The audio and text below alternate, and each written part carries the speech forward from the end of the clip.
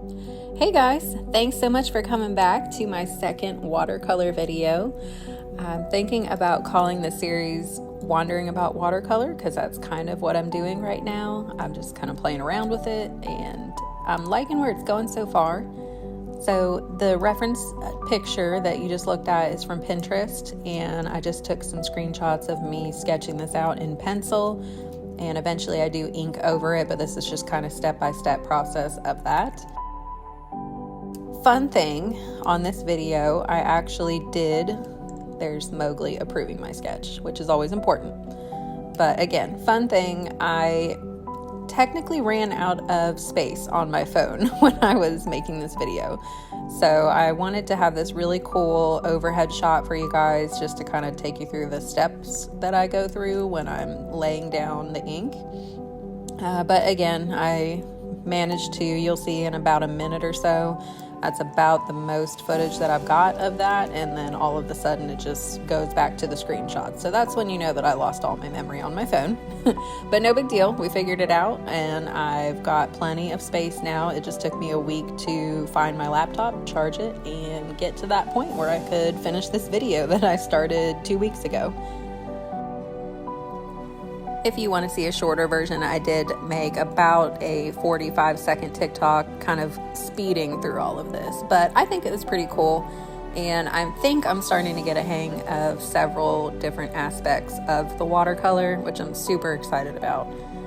So again, I picked this door because it had several different colors in it, which I thought were fascinating. I could honestly have stared at that door forever, every inch of it, and just kind of gone over all of the color changes that happen in it.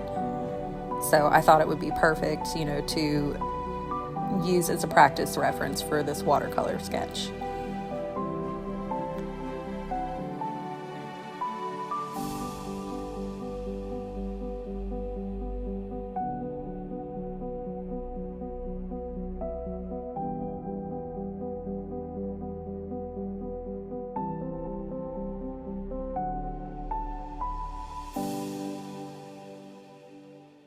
So I did freehand all of this. I don't ever use tracing paper, not that you can't do that, but I don't ever use any kind of tracing method or anything like that. I just basically look back and forth to my reference. I get some of the main shapes and I build inward. Now, obviously that means it's also not going to be perfect, but that's fine, especially where it's a sketchbook. We're just going to put it in there and play around with it and see where it takes us.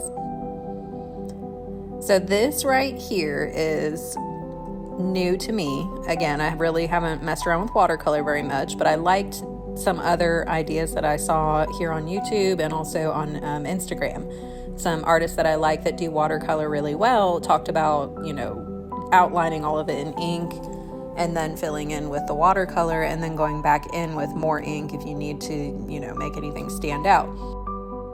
That being said, I do wish, looking back, that I had not outlined the rocks the way that I had. It doesn't look bad, but you'll see at the end. Just keep watching, you'll see.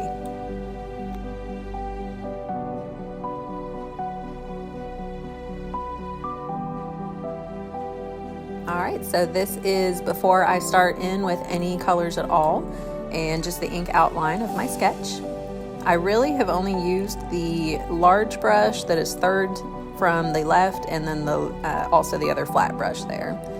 And I love these watercolors that I picked up. They are just Hobby Lobby brand, the Master's Touch watercolor, but I did not know that you could buy watercolor in a tube, and I absolutely love it.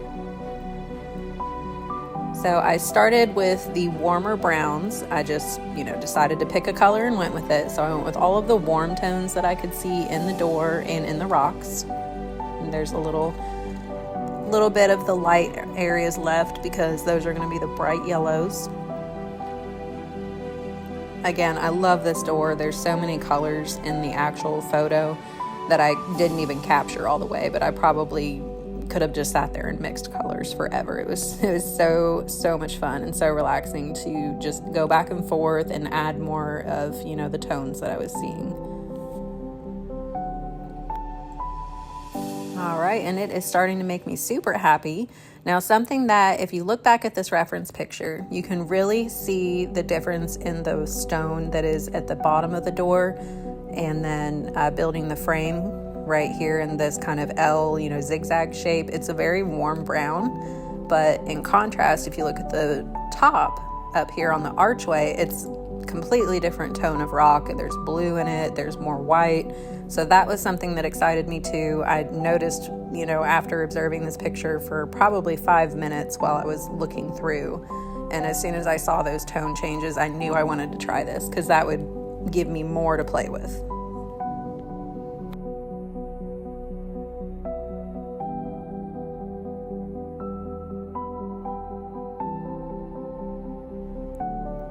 Yeah, even the door frame and the stoop had a very cool tone compared to most of the stonework around it. So a lot of good contrasting tones, contrasting colors, and again, just more for me to play with. So I think now you can probably see what I was talking about. Once I started filling in these rocks, I wanted to just scream, but that's not the point. Again, this is a sketchbook. It is not supposed to be perfect. It is for learning, and we definitely learned a lot, which is what's most important.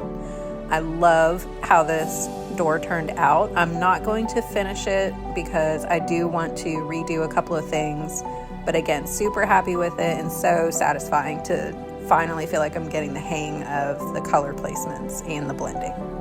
Thanks so much for watching, and don't forget to follow me on Instagram and TikTok.